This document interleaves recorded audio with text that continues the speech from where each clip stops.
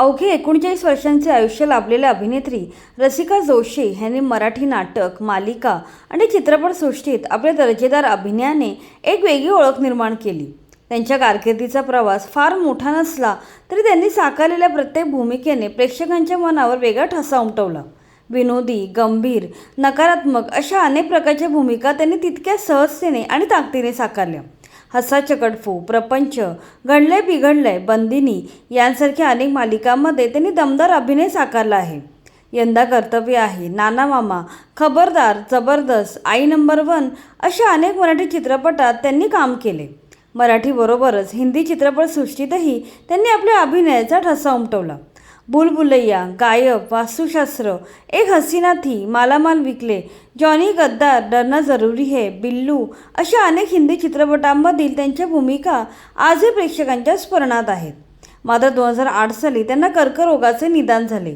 3 वर्ष कर्करोगाशी झुंज देत असतानाच 7 जुलै 2011 रोजी त्यांचे निधन झाले.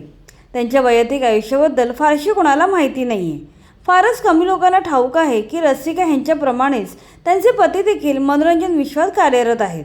मराठी नाटक आणि चित्रपट यामध्ये आपल्या दर्जेदार अभिनयाने आणि लेखनाने स्वतंत्र ओळख निर्माण करणारे गिरीश जोशी हे रसिका यांचे पती आहेत.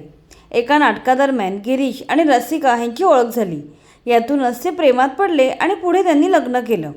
गिरीश यांच्याबद्दल बोलायचे तर 1988 सालापासून ते मराठी मनोरंजन विश्वात कार्यरत आहेत.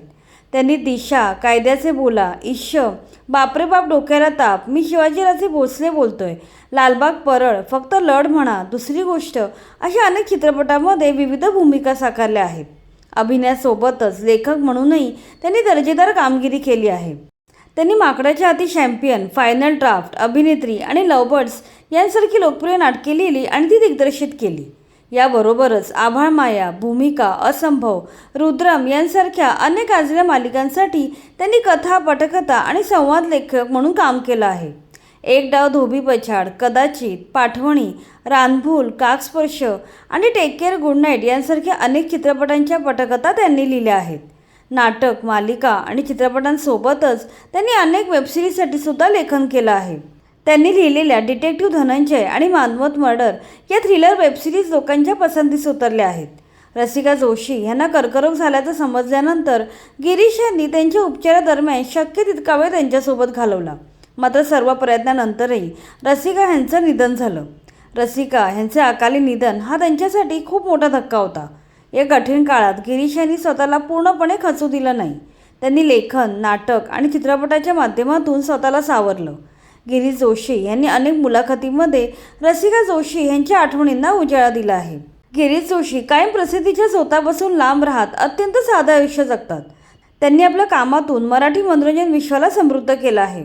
अभिनेता, लेखक, दिग्दर्शक म्हणून मराठी मनोरंजन विश्वावर स्वतःचा वेगळा ठसा उमटवला आहे. रसिका यांच्या आठवणी जपत त्यांनी आपला कलाप्रवास आजही अविरत सुरू ठेवला आहे.